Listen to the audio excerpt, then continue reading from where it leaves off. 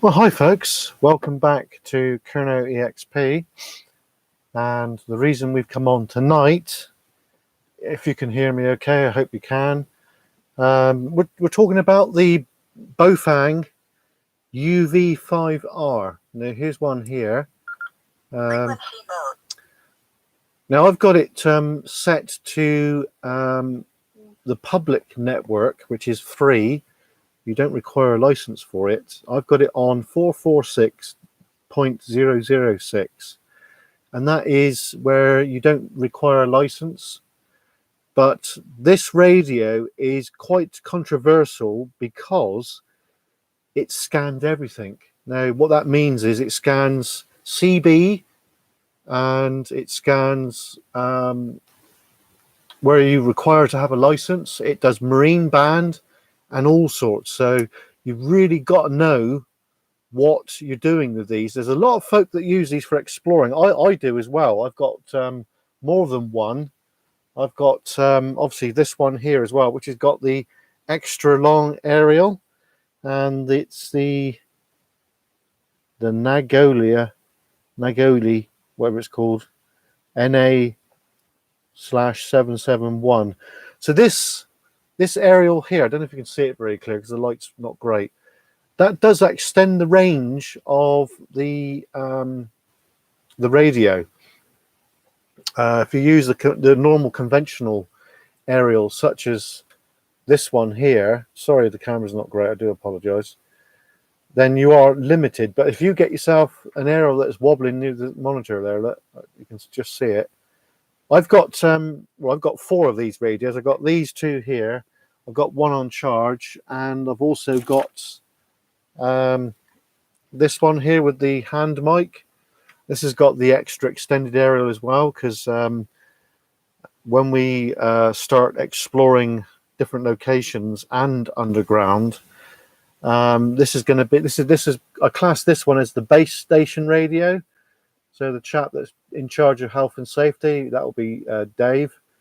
He'll have that, and me and Chris will use these ones. The other one is just here, look, so yeah, you can see that we've got four of them basically. They are the cheapest radios that you can get, which do basically everything and more than you would need, basically. I hope you guys can hear me. I'm just going to do a quick test online just to make sure that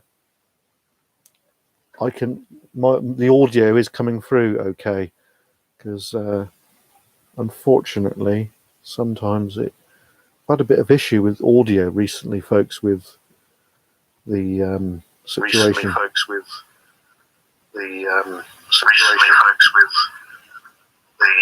Yeah, it's working fine, so that's cool. Just log off the interwebs on the phone, so don't need that.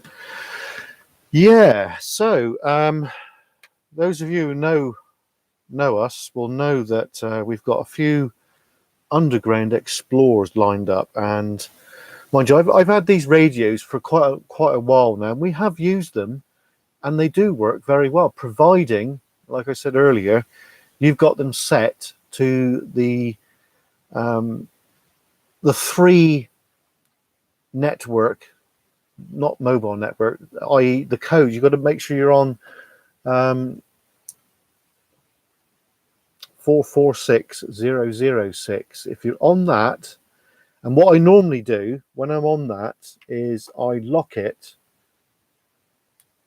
so it's locked. I don't know if you heard that or no. Lock. So what we do is we usually lock it on this network, and you can talk to your mates, and it's not going to go onto any other network, because accidentally you could tap in a different code, and it's not great. Now these actually do scan right through the. I've got it locked, no. Unlock. There we go, unlock. Scanning begin. So you can scan it through anybody that's on this frequency, which is the free frequency, you don't require a license for that. Now there's ham users, and you've got to have a license for that. And the downside of these radios is they will scan that as well, and you can communicate on that, which you shouldn't really do that unless you've got a ham license. But for a cheap alternative to exploring, where you need to communicate with your buddies, these are probably the best way forward, folks. I think they retail about 20 quid each, something like that, which for what they do is brilliant.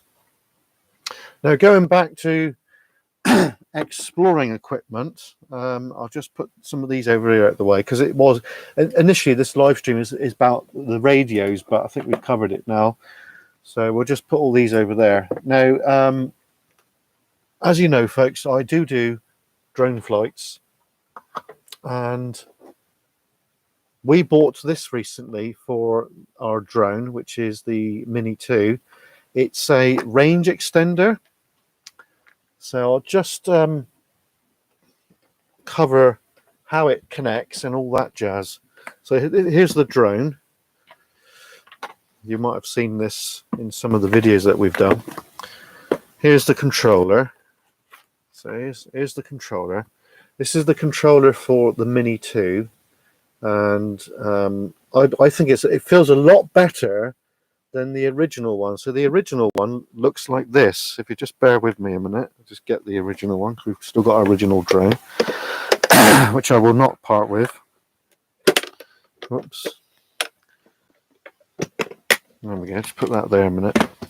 So here's the original controller, which is pretty much, it's almost half the size of the next generation, isn't it, folks? I did have a couple issues with this controller. It's the joysticks here. They came loose. Don't really know why that was, to be honest, but they seem to be good now.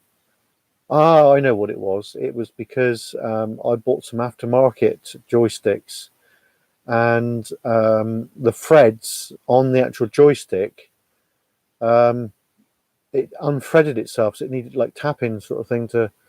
So I put the original ones back on, and it seems to be all good. So yeah, but what DJI said about these drones, i.e. the Mavic Mini and the Mini 2, they're small and they're mighty. That is such a true statement, folks, because when we had this one, when we was using this one, we still use it, but not very often. We usually use this one now. But I just couldn't believe what it can do. Like, you know, it's just amazing. Small and mighty. Such a true thing, that is. We did buy the range extenders for this one, and they do work. It's amazing. They really do work. So we'll go back to the more modern one a minute. I'll just put this back in its box where it belongs. Bear with me. Hope the mic's working still. Right, so in you go. There you go, little fella. You go back to sleep in there. So yeah, this new controller, next generation. So when you connect your phone, you've got the wire bit in here, which you put your phone inside that bit there, and it sandwiches itself in. Now, what I bought not so long ago is these range extenders here, and what they do is, I'll come a bit closer, is they clip straight onto the back like that. So but they really do work. It's amazing. It does actually work, and they really do help with the signal, because as you know, we do fly fair distance. Obviously we use a spotter as well, which is my son, and sometimes it's my wife. depending on who's available. So when we bought this drone, we did buy the Fly More combo. Here's the charging docking station, which is awesome. Now, we are going to be going underground soon, and we've purchased something for that, which I shall just show you. It's in this box. It's not the top of the range version, but it's a four-way gas detector. So I'll just turn it on so you guys can see what's what. Welcome to use intelligent voice gas detector. Starting. Please wait. So it's got a boot up, and it detects 4 gases, and it's that's vibration check, and then it does the light check in a minute. There you go. See the lights there. So it goes through like the settings of what the alarms will start to go off at and that.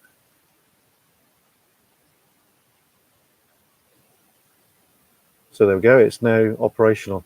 The thing about it is I've blown on it and it goes off because my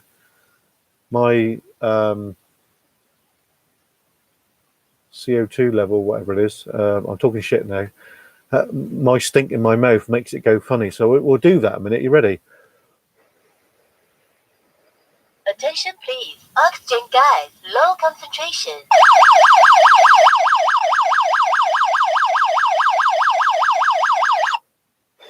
So it's nice to know that it does work, folks, because there is some areas that where we want to go, and it's possible bad air. I'm not giving out locations of where we're going because I'll turn it off. There's one that is well known, and there's 2 or 3 that are not, and it's best not to give out locations to people that haven't got the equipment or the knowledge to be able to do it, basically. So I won't give out locations unless I know that you're a proper explorer, then I will divulge information. On the other channel, we was working on this aircraft here, the Bristol Beaufighter. I had a bit of a rant as well because we got trolled on Facebook a while back. So I removed it, basically. Just got fed up with it, folks, you know.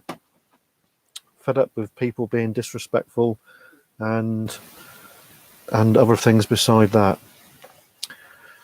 Honda Express project. I have bought a few parts for that, and I got a new battery to go on it as well. There's no spark on that at the moment. One of our subscribers has given me a few pointers. You know, I know a little bit about it and that, but it is a long-term project basically, and it's not going to be an overnight thing. Also, we're going to be doing some cycling. Bought another Speedo the other day. You might have seen this. It's a Cat-Eye Velo Speedo wireless. So we're going to fit that on the bicycle. So that's coming up. The last video we did, we used the GoPro and we had an audio issue. I think it was these mics that I've got on because they were too far apart and that, I don't know. But it was jerking. So here's the case for the GoPro. So when I was walking, it was moving like that, which is not ideal. So the next video we do, we'll be using this device here, folks. This is a DJI Osmos 2 gimbal, and this will help to keep the videos steady. But I will have to put audio, i.e. talk about the video, about the location, after I've done the video, because the mic system I've got will not connect to the mobile phone for some reason, which is daft, really, isn't it? So yeah, that's pretty much it. We are going to be out next week exploring. I'm over one of my bestest friends tomorrow, David's, So we'll be over with David tomorrow. So unfortunately, there probably won't be any video tomorrow, not unless I go out tomorrow evening. But I'm not really sure what the weather's doing. So yeah, we're going to be doing the documentary style videos where we basically roll up at a location, set up, and then we do a walk through the location, and we find out some history about the location, and then we'll get the drone up and we'll buzz over the top like we did with the last one over at the China Clay area near St. Stephen. That video has proven to be very popular, so I'd like to say thank you to everyone that's watched it. It's really nice that everybody's taken the time to view that. We'll be doing some more model aircraft building, this aircraft here, on the blogs, so if you want to head over there. That channel, there is colourful language, folks, so if you don't like colourful language, please do not pay it a visit, because I do use colourful language. I do apologise, but that's the way it is, unfortunately. So we've got a couple of locations lined up. I'm not going to say where they are right now, because it will be a nice little surprise to everybody. Anyway, I think that's it. No one's come on and said hello, so never mind. I'll leave the video up so anybody can watch it. So we're actually in Kerno EXP HQ here. This is where all the magic happens. So there we are. Anyway, we'll see you very soon, folks. There will be one, maybe two, could even be 3 videos next week. I'm not sure yet, but I'm sure you will all find out in due course. Anyway, until the next video, cheers and gone.